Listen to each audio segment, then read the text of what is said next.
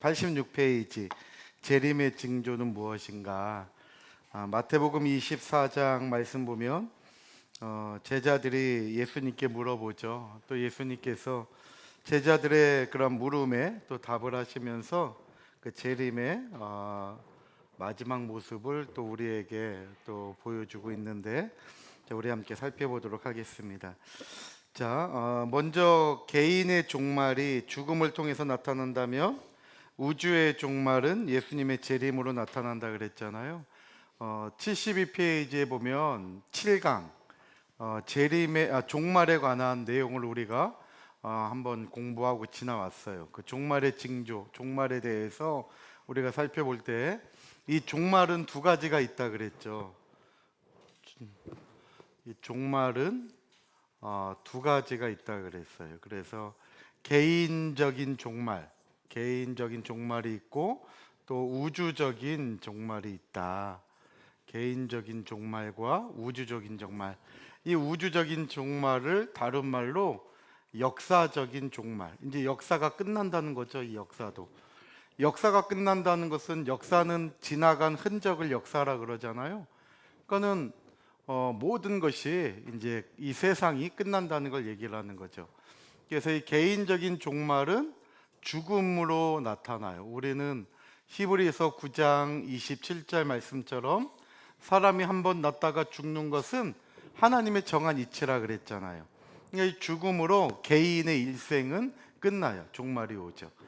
그렇지만은 우주적인 종말, 이 역사적인 종말은 주님의 재림으로 이렇게 나타나죠. 주님의 재림. 그래서 실질적으로 우리 신앙생활에 있어서 이 재림이라는 이 용어는 굉장히 중요한 단어예요. 왜냐하면 우주적인 종말이 예수님의 재림으로 오니까. 근데 안타깝게 우리 한국 교회들이 이 재림에 대하여, 끝에 대하여 잘 증거하지 못하고 있어요. 주님의 재림으로 이루어질 생명의 역사가 어떻게 펼쳐지느냐, 우리는 늘 살펴보았지만은 바로 부활과 변화의 두 길로 말미암아 주님의 재림 때 우리에게 이 생명의 역사가 이루어질 것을 말씀하고 있잖아요.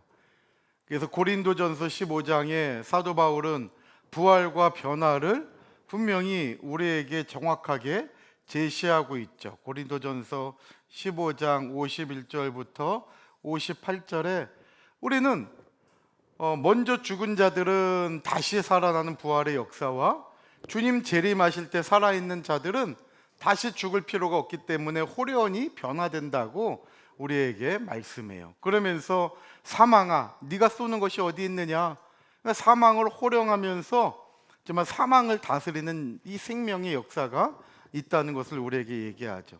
또 데살로니가 전서 4장 13절부터 16절 말씀도 마찬가지죠.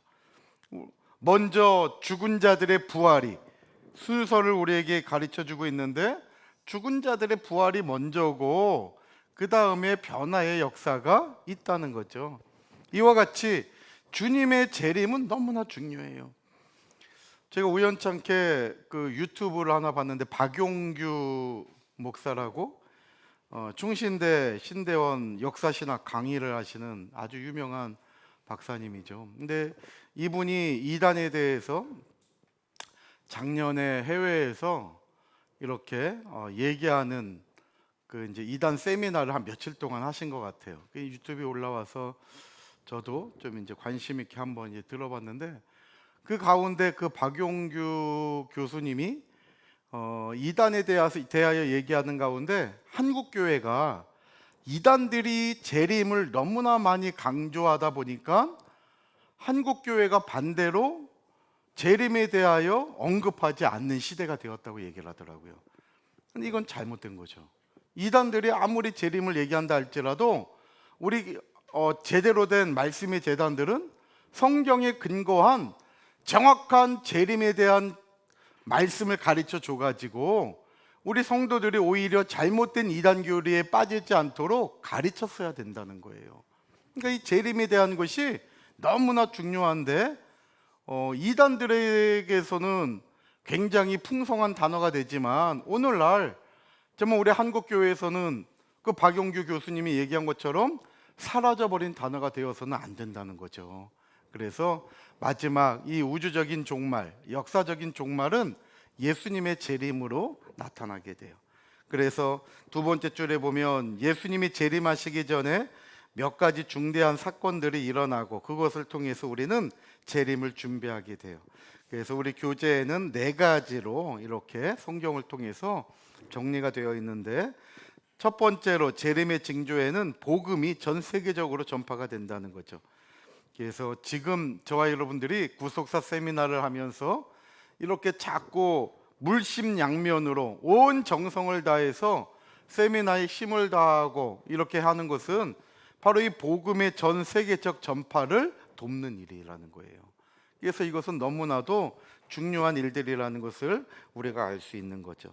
그래서 예수님이 재림하시기 전에 천국 복음이 모든 민족에게 증거되기 위하여 전 세계에 전파가 돼요.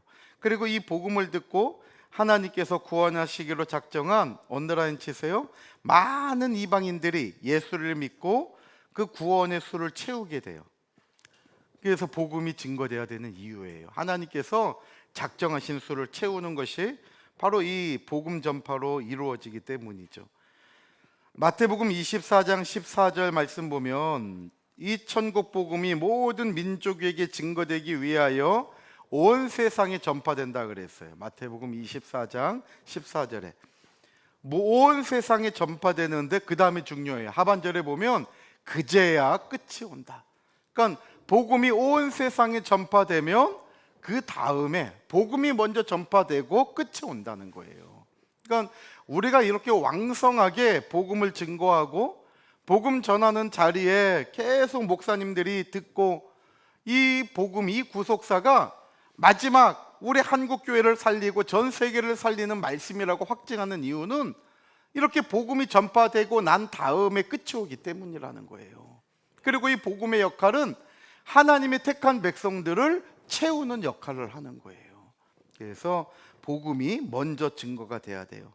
또 로마서 11장 25절에 이 비밀을 너희가 모르기를 원치 않는데요. 하나님께서 비밀을 너희가 모르기를 원치 않는데요.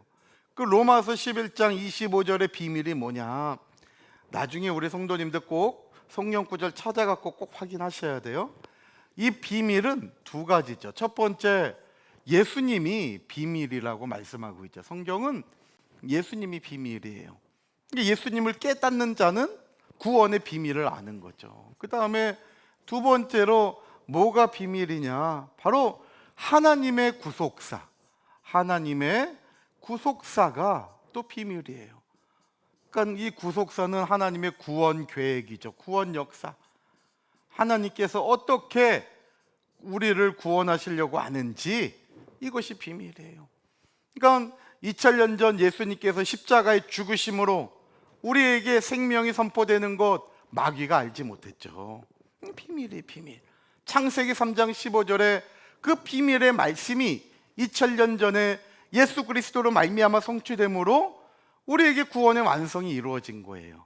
마지막 이 구원의 역사가, 구속사가 완성되어지는 그 마지막 역사도 하나님 아버지의 비밀이에요.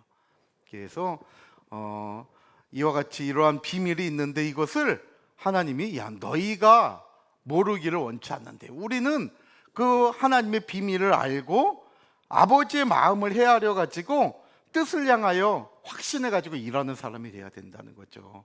그래서 저와 여러분들은 로마서 11장 25절에 바울이 얘기한 것처럼 정말 아버지의 비밀을 모르는 사람이 아니라 비밀을 깨달아서 아버지의 마음을 알아가지고 그 남은 역사를 이루어가는 믿음의 사람이 돼야 된다는 것을 꼭 믿으시기를 바랍니다. 그 다음에 이제 마태복음 8장 11절. 자, 이건 한번 다 같이 읽어볼게요. 자, 마태복음 신약성경 마태복음 8장 11절 말씀. 시간 때문에 구절을 다 찾지는 못해요. 꼭 나중에 확인하셔야 돼요. 자, 여기에 보면 이제 이방인들의 구원을 얘기한 거거든요. 왜냐하면 지금 이 백부장의 그 하인을 고쳐주는 거잖아요. 근데 백부장은 이방인이에요, 이방인. 그러니까 하나님께서 이방인에게도 기적을 베풀어서 믿게 하신다는 거죠. 왜냐하면 아까 얘기한 대로 복음을 통해서 이방인의 수가 차야 돼요, 차야 돼. 자, 8장 11절 말씀 읽어볼게요. 시작. 또 너희에게 이르노니 동서로부터 많은 사람이 이르러 아브라함과 이삭과 야곱과 함께 천국에 앉으려니와. 아멘. 보세요. 여기 보면 아브라함과 이삭과 야곱과 함께 천국에 앉는다. 그러면 아브라함과 이삭과 야곱은 이미 천국에 계신 거잖아요. 그러니까 오늘 말씀처럼 산자예요, 산자. 아브라함과 이삭과 야곱은 산자로서 지금 천국에 죽어 계시는 게 아니라 천국에 계시는 거예요. 그런데 그 앞에 보면 동서로부터 많은 사람이 이르러 그랬죠. 여기 동서로부터 많은 사람은 이방인들을 얘기하는 거예요. 그래서 이방인들이 다 천국에 들어오게 된다는 거죠. 그래서 이방인의 수가 차야 돼요. 아까 언더라인 치라고 한 부분에 보면 많은 이방인들이 예수를 믿고 그 수가 차게 된다 그랬잖아요. 이게 종말의 징조예요. 그래서 복음의 세계적 전파를 위해서 우리가 어떠한 일을 해야 되느냐? 사도행전 1장 8절 말씀처럼 예수 그리스도의 증인된 삶을 살아야 되는 거죠. 그래서 늘 우리는 복음을 전하면서 예수님의 증인된 삶을 살아야 할 사명이 우리에게 있다는 거예요. 그러니까 저와 여러분들이 구속사 세미나 아카데미 참 힘들어요. 정말 힘듭니다. 그러나 그런 것을 준비하고 이렇게 힘들지만 내가 정말 나를 위하여 살 것을 줄여서 헌금하고 하나님께 드리고 아버지 하나님의 뜻을 위하여 이것이 쓰여져 나가고 거기에 또 기쁨을 누리고 하는 것은 바로 내가 작지만 그 사명 하나하나를 감당하고 있기 때문이에요. 그래서 저희 교회가 정말 2023년도 아브라함이 걸어간 믿음의 길을 따라서 구속사의 완성을 이루는 사명을 반드시 이루어야 되는데, 그러기 위해서는 끝까지 어디 있든지 간에 예수 그리스도의 증인된 삶을 살면서 또 구속사의 복음이 증거되는 길이 편만하게 이루어질 수 있도록 힘을 다해야 된다는 것을 꼭 깨닫고 이 일에 정말 한 마음으로 동참하는 우리 교회와 우리 모두가 되시기를 다시 한번 주님의 이름으로 축원합니다. 두 번째, 이스라엘의 회심이 일어나요. 이렇게 이방인들이 차잖아요. 그러면 그 다음에 이스라엘 백성들의 회심이 일어나요. 그래서 하나님께서 원하시는 만큼 이방인들이 회개하여 구원받을 수가 차면 하나님께서는 복음을 거절하던 이스라엘 백성들, 지금 유대인들도 민족적으로 회개시켜서 예수님을 영접하게 한다는 거예요. 이것이 로마서 11장 25절로 29절에 있어요. 특별히 29절에 동그라미 쳐놓으세요. 그 로마서 11장 29절은 우리에게 많이 들려진 말씀이기도 하죠. 하나님의 부르심과 은사에는 후회하심이 있다 그랬어요? 없다 그랬어요? 없다 그랬죠. 그러니까 하나님이 누구를 부르셨느냐? 유대인들, 이스라엘 백성들을 부르신 거예요. 그런데 이 유대인들이 예수님을 믿어요? 안 믿어요? 안 믿잖아요. 이 유대인들이 예수님을 믿지 않아요. 아직 구약에 예언한 메시아가 오지 않았다는 거예요. 예수님은 이미 십자가에서 우리의 구원의 완성을 이루었는데 그 예수님을 믿지 못하는 거예요. 그렇지만은 나중에 하나님께서는 이방인들의 수를 먼저 채우고 난 다음에 이 유대인들을 강권적으로 회개시켜 가지고 하나님의 백성으로 끝까지 사용하신다는 거예요. 그러니까 우리 같으면 야, 이놈들 지지리도 못 믿네 하고 그냥 갖다 버릴지 몰라요. 그리고 잘 믿고 좀 똑똑한 사람 이렇게 쓰면 좋은데 하나님은 그렇지 않고 끝까지 기다리시고, 이것이 아버지의 사랑이라는 거죠. 그래서 야, 내가 너무나 잘못 살아왔고 열심히 한다고 했는데 내 열심이 하나님의 뜻에 합당치 못한 열심이 되었어요. 한번 돌이켜보니까 너무 부끄럽고, 그렇지만 여전히 하나님은 나를 버리지 않으시기 때문에 내가 회개하고 다시 정로의 길에 돌아설 때 하나님은 더 기뻐하신다는 것을 믿으시기를 바랍니다. 그래서 하나님은 우리를 위하여 긍휼을 베풀어 주시고, 하나님은 우리에게 긍휼을 베풀어 주시고 또 기다려 주시는 분이에요. 우리를 끝까지 기다리시는 분이에요. 그래서 우리는 염치 없지만 그래도 우리가 자녀들을 키울 때 그러잖아요. 그러나 자녀들이 그냥 부끄럽지만은 엄마 품에 들어와 가지고 엄마 정말 잘못했다고, 그 순간 그냥 모든 게 싹 풀어지고 너무나 예쁜 내 새끼로 바뀌잖아요. 그런 것처럼 염치 없지만 그래도 하나님 품에 안기고 하나님의 긍휼을 구할 때 하나님은 그러한 저와 여러분들을 절대 외면하지 않는다는 것을 꼭 믿고 소망 가운데 하나님께서 나를 부르신 것이 너무나 감사한 믿음의 고백이 되시기를 바랍니다. 그 다음에 이제 세 번째, 적그리스도의 출현이죠. 이건 우리가 너무나 많이 들었죠. 마지막 재림 때 적그리스도가 먼저 나타난다는 거죠. 보통 적그리스도는 예수님께서 그리스도이심을 부인하고 대적하는 모든 것을 총칭하지만 특별히 세상 종말에 나타나서 세상 권력과 종교계를 장악해요. 하나님을 대적하는 최종적 적그리스도도 있다는 거죠. 참 아이러니하죠. 적그리스도가 어디에서 나타나요? 우리 교회에서 나타난다는 거예요. 종교에서. 그러니까 분별하지 못하면 안 된다는 거죠. 여기 데살로니가 후서 2장 3절로 4절, 요한일서 2장 18절은 아주 중요한 구절이에요. 종말에 별표 쳐놓으세요. 자, 한번 읽어볼게요. 데살로니가 후서 2장 뒤로 가보세요. 데살로니가 후서 2장 3절과 4절을 보는데요.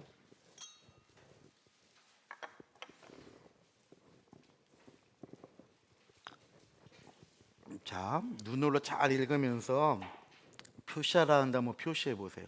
여기 보면 누가 아무렇게 하여도 너희가 미혹하지 말라, 미혹받지 말라는 거예요. 그러면서 마지막 때는 먼저 뭐가 있대요? 배도하는 일이 막 나타난대요.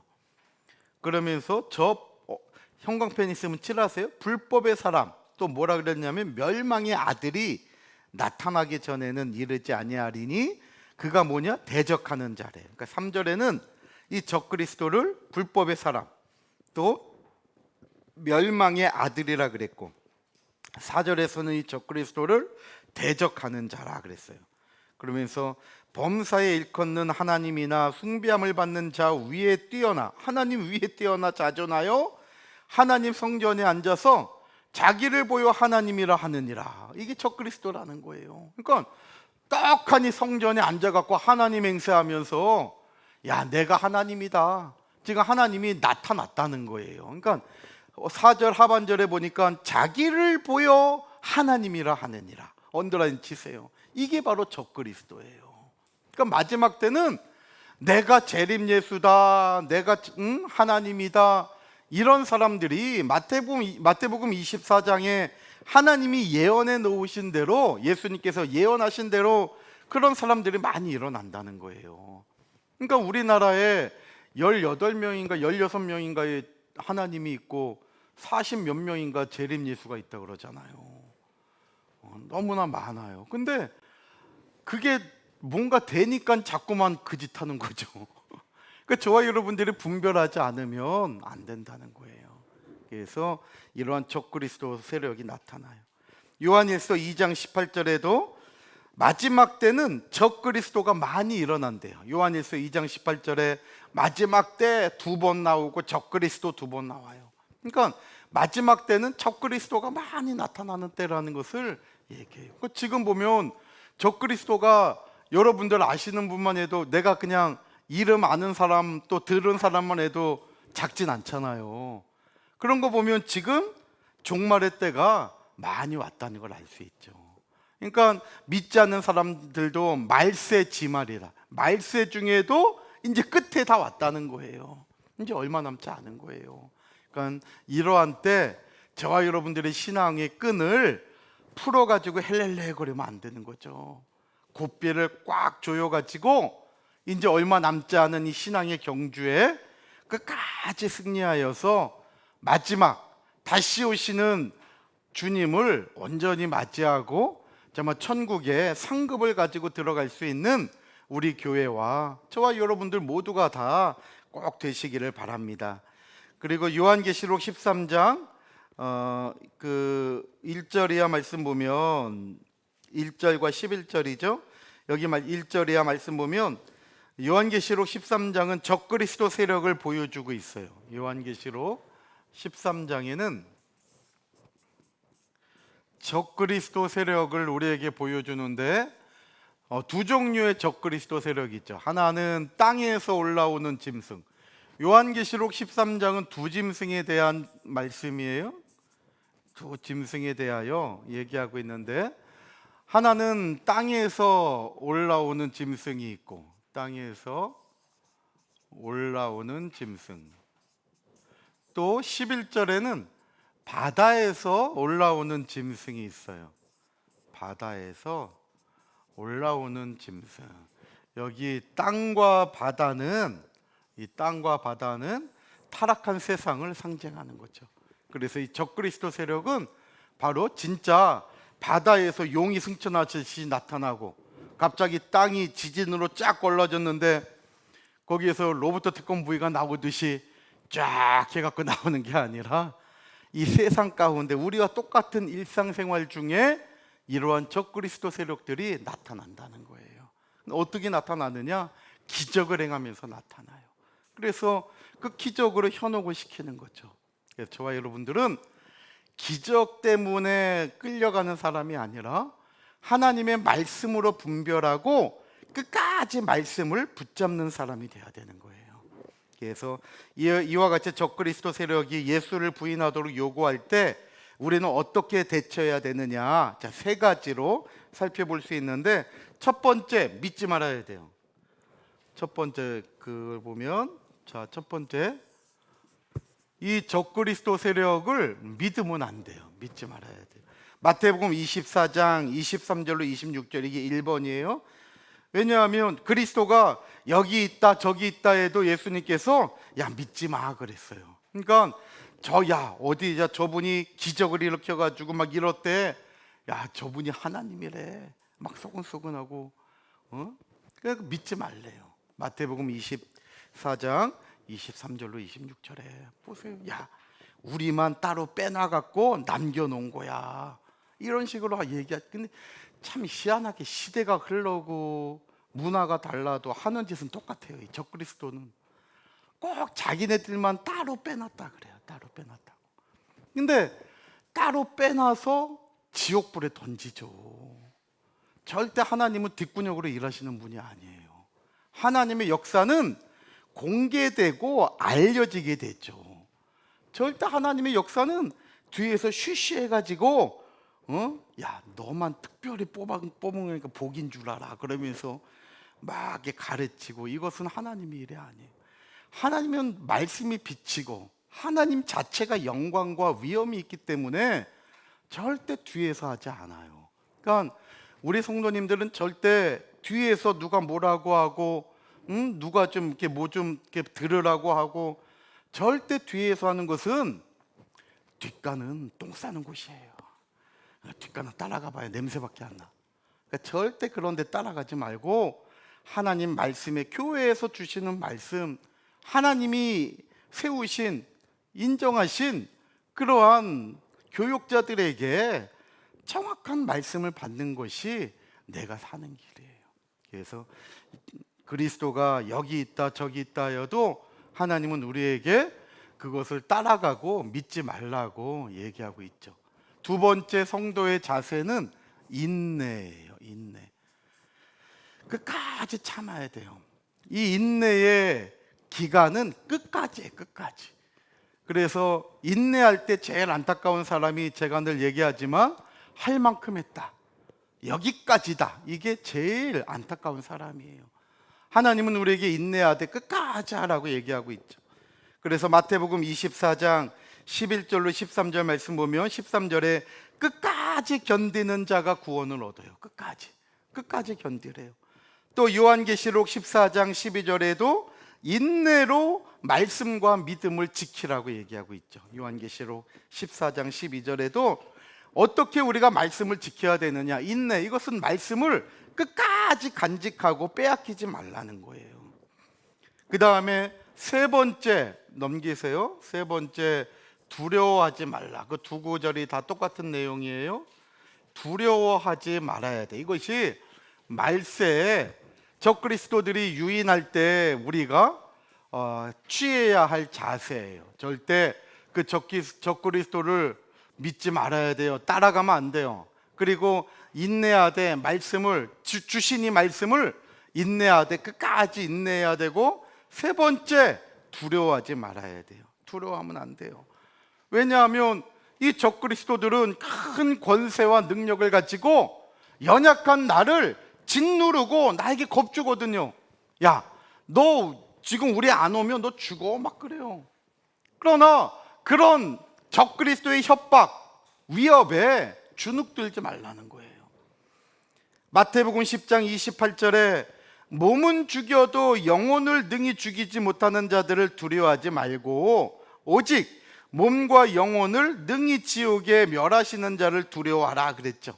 그러니까 우리가 두려워해야 할 분은 하나님이지, 하나님 아버지 한 분밖에 없지 다른 것을 두려워할 것은 아니라는 거예요.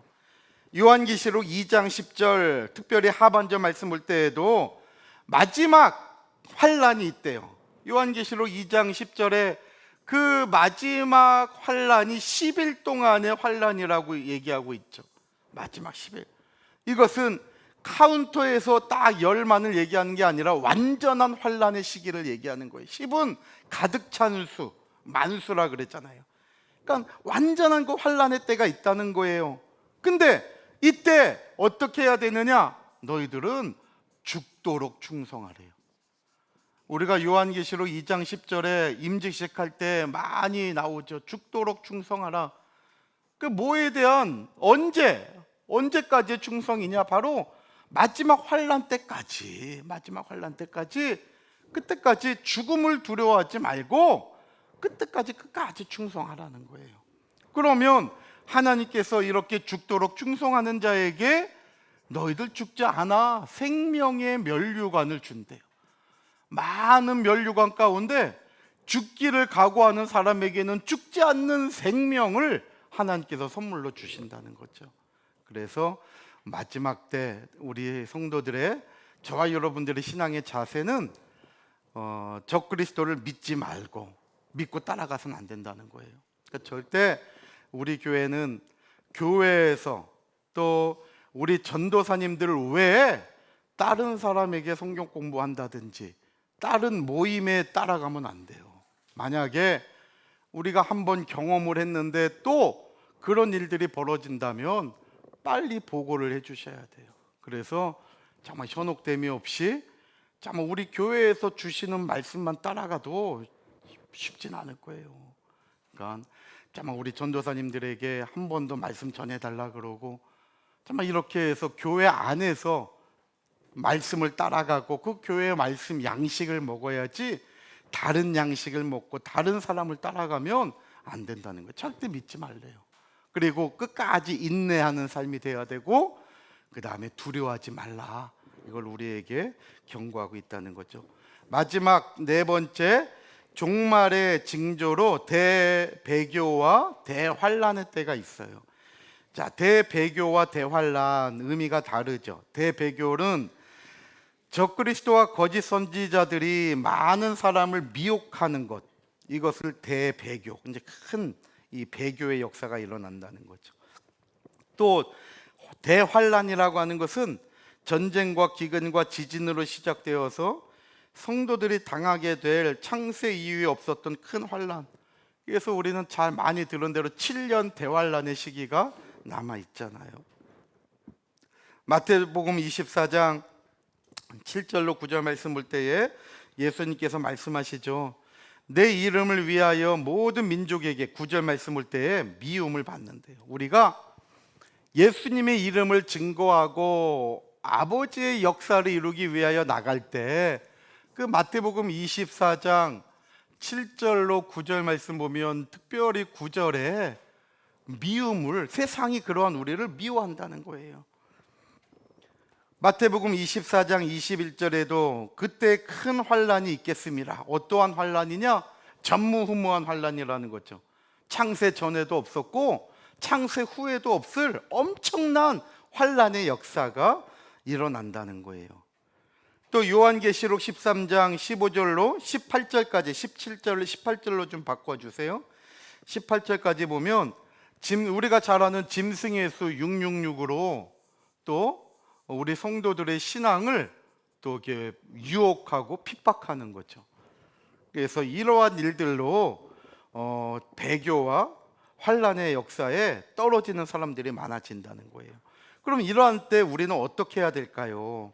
자, 누가복음 21장 25절로 28절 말씀 보면 특별히 28절에 이런 일이 시작되거든. 자, 이건 다 같이 한번 결론이니까 읽어볼게요. 자, 누가복음 21장 28절을 읽어볼게요.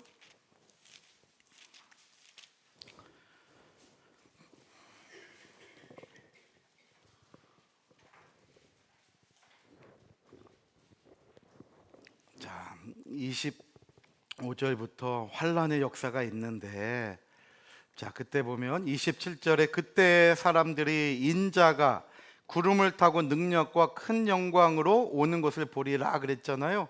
그러면서 28절에 시작, 이런 일이 되기를 시작하거든 일어나 머리를 들라 너희 구속이 가까웠느니라 하시더라. 아멘. 보세요. 이런 일 바로 27절에 있는 이제 재림의 역사가 펼쳐질 때에 이때는 뭐래요? 일어나 머리를 들라. 이것은 재림을 준비하라는 거죠. 일어나서 가만히 앉아 있거나 누워 있는 것이 아니라 그때는 다 일어나는 것은 일하려고 하는 자세를 얘기하잖아요. 또 머리를 들었다는 것은 일하는 사람을 얘기하는 거예요. 그러니까 이것은 한마디로 얘기하면 적극적인 재림의 준비를 얘기해요. 적극적인 재림의 준비. 그래서 저와 여러분들이 이러한 신앙의 모습이 있어야 된다는 거예요. 적극적인 재림의 준비, 이것이 일어나 머리를 드는 거래요.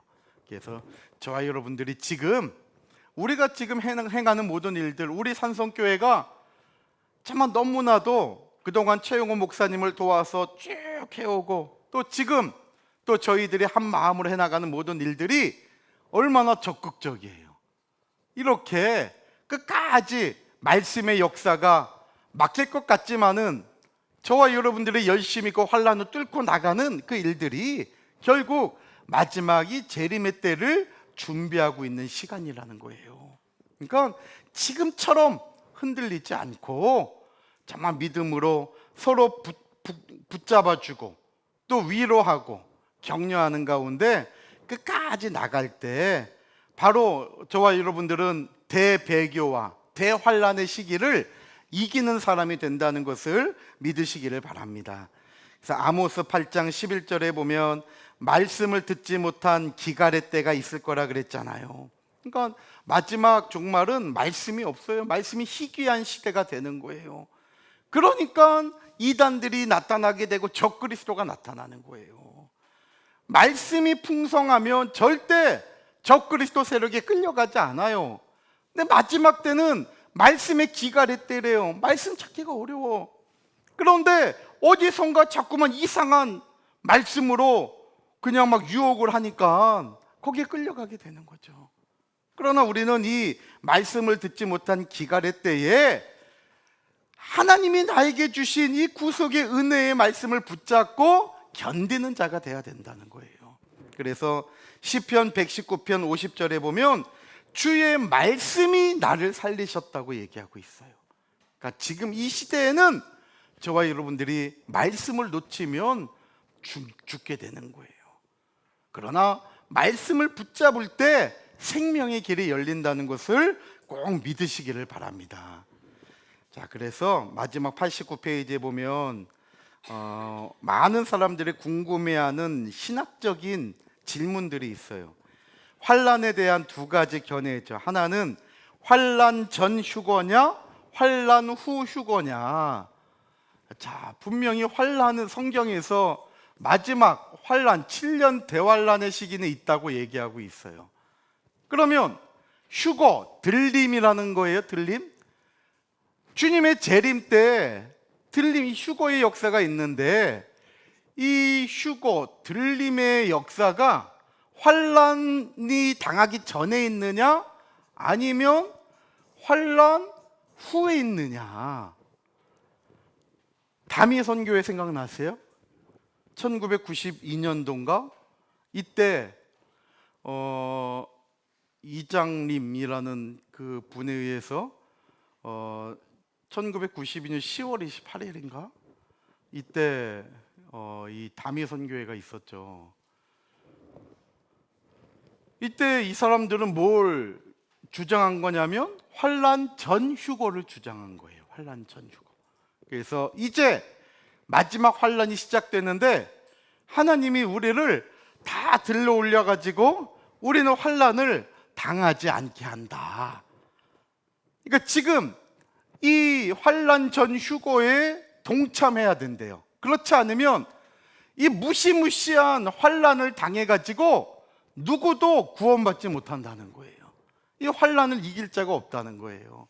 이렇게 주장해 가지고 학생들은 학교도 안 가고 직장인들이 다 직장을 그만두고 그때 막 전 세계가 주목해 가지고 막 난리 쳤는데 나팔 소리도 하나도 안 들리고 그냥 이렇게 흩어졌잖아요. 그러니까 이게 가짜죠, 가짜. 이걸 이제 세대주의자들 또 이단들이 환란 전 휴거로 성도들을 미혹한 거예요. 그래서 우리는 환란 전 휴거가 아니라 환란 후 휴거예요. 환란 후 휴거. 그러니까 저와 여러분들은 이 환란을 통과하는 사람이 돼야 된다는 거죠. 그러니까 이 환란을 두려워하지 마세요. 분명히 이 환란의 때가 있는데 이 환란을 통과하는 믿음의 역사가 있어야 된다는 거예요. 그래서 거기 환란 전 휴거설 보면 성도들이 대환란을 당하기 전에 예수님의 재림으로 공중으로 휴거한다는 사 시한부 종말론자나 세대주의자들, 이 이단들이 얘기하는 거예요. 그러나 환란 후 휴거설, 이것이 성경적이고 우리 구속사의 견해예요. 성도들이 대배교와 대환란을 어떻게 해야 돼요? 통과해야 돼요. 통과.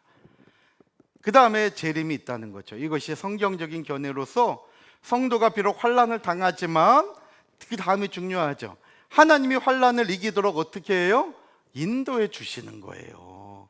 그래서 우리도 자녀들이 크면서 많은 우여곡절을 겪잖아요. 볼 때 부모가 볼 때 얼마나 안타까워요. 그럼 때로는 그 경험을 통해 가지고 이길 수 있는 방법을 제시해 주잖아요.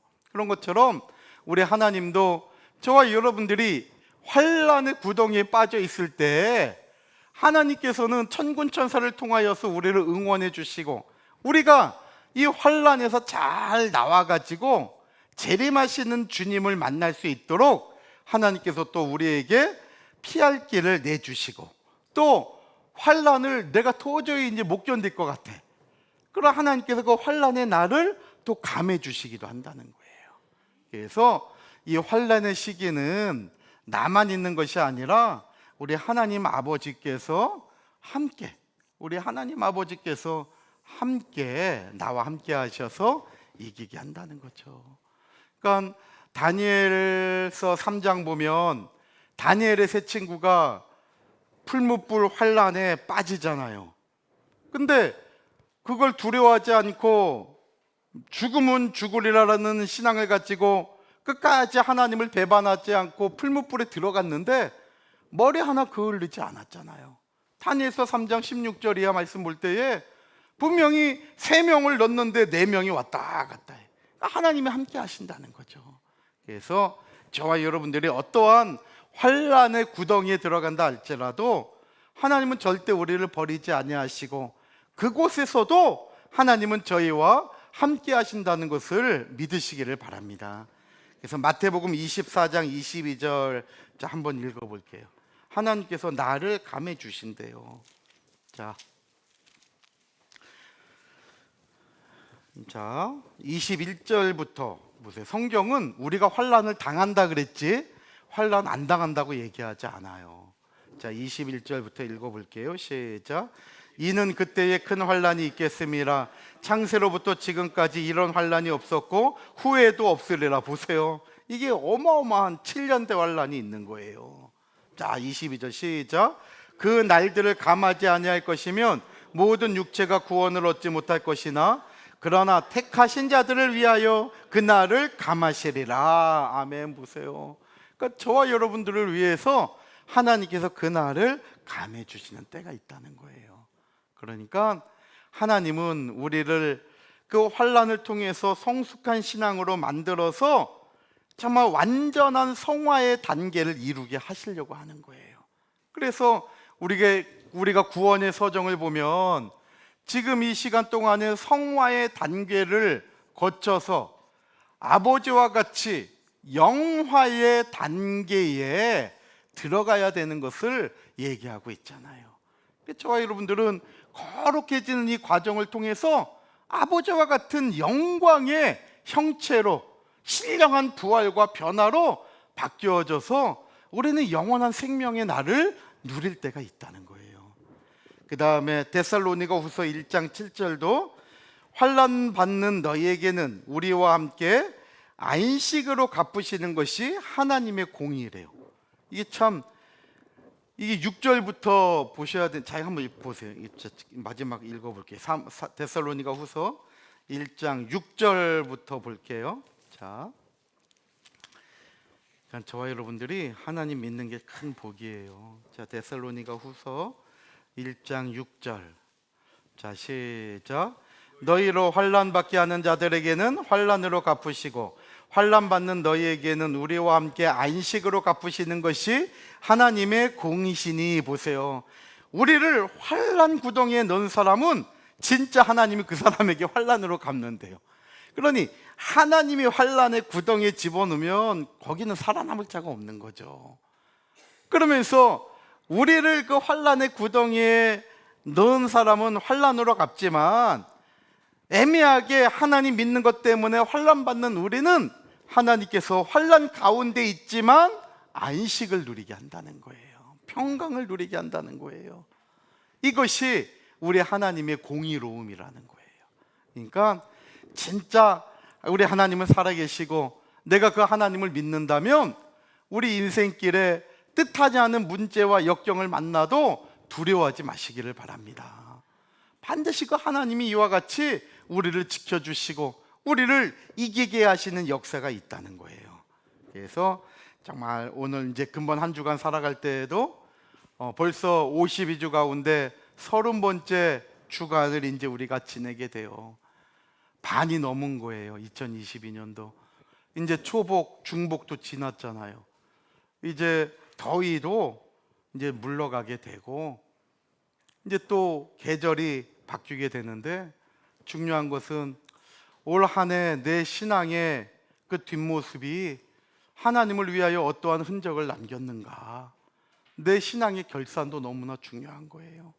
근본 한 주간 그러한 내 신앙의 열매를 생각하면서 어떠한 일이 있든지 간에 하나님은 나와 함께 하신다는 거, 그 은혜를 기억하면서 말씀을 잊어버리지 말고 성경 보고 또 유튜브를 통해서 다시 한번 말씀을 듣고 그러면서 또 구역 예배를 통해서 또 한번 확신하고 자꾸 확인하고 점검하는 가운데 우리의 신앙이 나도 모르는 사이에 예수님을 닮아가고 아버지를 닮아가는 귀한 한 주간의 삶이 되시기를 주님의 이름으로 축원합니다.